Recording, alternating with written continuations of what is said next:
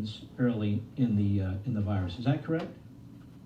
It's either that they cite studies that are hospitalized patients, or they cite studies such as the Bulwer studies from Minnesota that treat low-risk patients. These are people under age 60 with no chronic conditions and so on, people who will survive the virus with just on their own without treatment almost entirely. And those people, virtually nobody's hospitalized, so there's no room to do better when the people who don't get the medication are already doing as best as one could hope.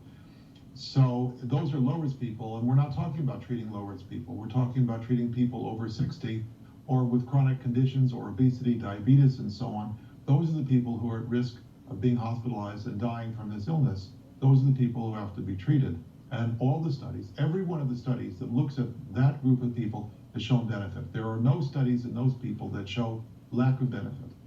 Dr. Anthony Fauci, he's been in the government 52 years. He heads the infectious office in the federal government for a very, very long time, really over 3 decades. And when he's asked about this during testimony, he absolutely blows off hydroxychloroquine. He says the science is the science. You tell us the science says yes. He says no. Has Dr. Fauci ever called you and asked you your opinion and why you have the opinion that you do? No. Dr. Fauci has... And you're renowned. I've done research on your background. You're a renowned expert. You're at one of the top schools in America. Let me ask you this. Has the head of the Food and Drug Administration, the FDA, ever contacted you and asked you about your review of these various studies? He's not contacted me for that purpose.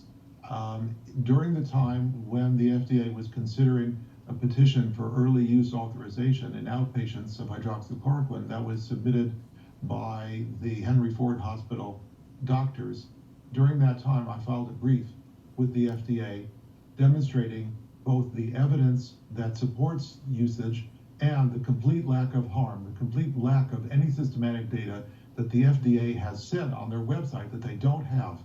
Just reading what they say on their website shows that they have no data about adverse events in use in outpatients.